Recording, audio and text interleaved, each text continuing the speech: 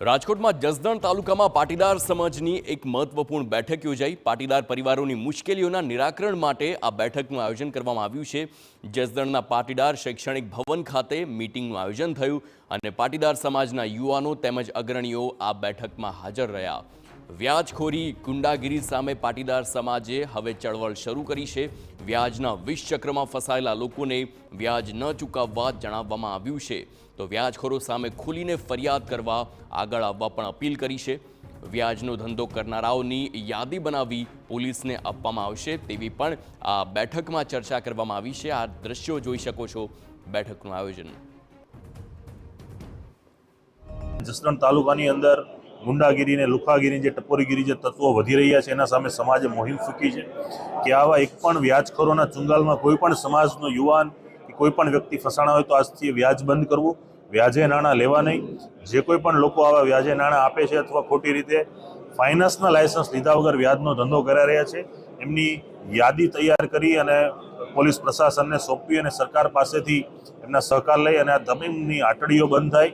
અમારો મેસેજ તંત્ર સુધી પહોંચે કે જે રીતે પાટીદારોની એફઆઈઆર લેવામાં નથી આવતી, જે રીતે ગુંડાઓને પોલીસ સપોર્ટ કરતી હોય અથવા તો કૂડું વલણ રાખતી હોય, જે રીતે ગુંડાગીરી લુખાગીરી અને વ્યાજખોરીને ડામવી જોઈએ એ રીતે ક્યાંક ને ક્યાંક તંત્ર નિષ્ફળ નીવડ્યું છે એવું સ્પષ્ટપણે અહીંયા લાગી રહ્યું છે અને એના કારણે ખૂબ પાટીદારો ભોગ બની રહ્યા છે।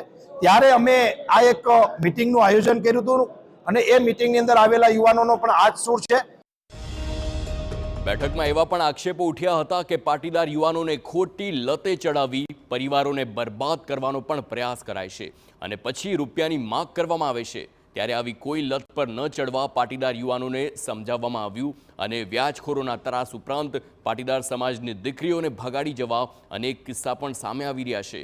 તો થોડા દિવસ અગાઉ પાટીદાર સમાજની સગીરા પર વિધર્મી યુવકે દુષ્કર્મ આચર્યું હોવાની ફરિયાદ નોંધાઈ હતી।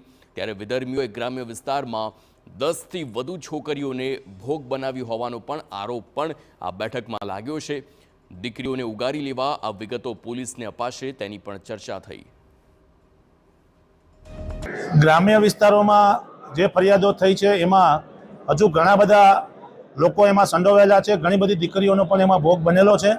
એટલે અમે તંત્રને એ નામ પણ આપીશું પોલીસને, કારણ કે પરિવાર પોતાની ઇજ્જત અને પરિવારની આબરૂ બચાવવા માટેના પણ પ્રયાસો કરતા હોય છે ત્યારે એ જાળવવું પણ અમારી જવાબદારી છે। તેમ આ પરિવારોને ખાસ અમે ફરિયાદ નોંધવા માટેનો પ્રયાસ કરીશું અને સરકાર અને પોલીસ તંત્રનો એમાં ઉપયોગ કરી અને જે લોકો આમાં પીડિત બન્યા છે એને ન્યાય